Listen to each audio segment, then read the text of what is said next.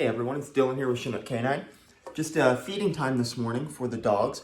We got Tucker here, Hudson, and Apollo over there. What I wanted to go through here is our feeding routine, especially for Hudson. And this is the feeding routine we do with all of the dogs here, but it especially applies for dogs with resource guarding issues.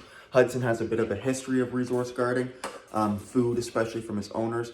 So we like to go through this protocol whenever we feed our dogs.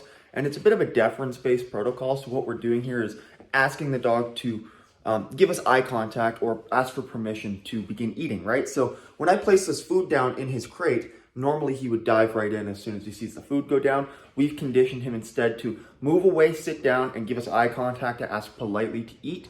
Once he gives us that eye contact, then we can release him with our break or our release word, and then he can eat. But he's got to ask us for permission, and we have to go through this little feeding routine. So I'll show you what this looks like here.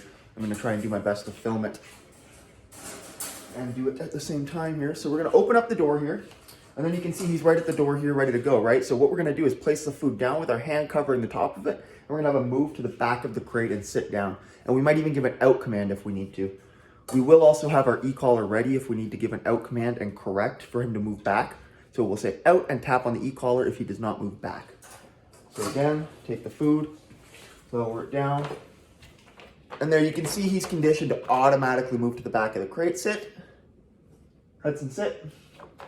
And usually sit down as well when we do this, because you can see he kind of struggles there. So again, hand is covering the food here. If he moves towards it, I would say nope, and I could even lift the food back out. Just say nope, tap on the e-collar and lift the food out.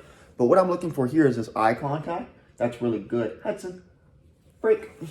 And then I can release him with my break command, and then I'll close my crate door and allow him to finish eating in peace. We like to feed the dogs in the crates here. It obviously keeps everybody safe, but it also adds a nice routine and a nice bit of structure. Makes things really easy for you guys at home. Take the dog out for a walk, maybe take them out for a morning social, bring them back inside, put them in the crate for a half an hour and give them a feeding schedule, right? Put the food down, put them in the crate, go make your breakfast upstairs or go get ready for your morning, whatever you need to do. Dog's in the crate eating its food and relaxing peacefully. That's all that matters in that situation. And so that's just an easy way to add a bit of a routine, get your dog asking permission for a high value resource, the highest value resource. Anytime you can control those resources like that is really going to do a lot to strengthen your relationship with your dog. And it's going to do a lot to help with these issues like resource guarding. Again, it's a deference-based exercise. We want our dogs to ask permission for all of these resources, whether it's food, access to doorways, permission to interact with other dogs or people. It's all resources and it all comes from you. So just keep that in mind. Thanks, guys.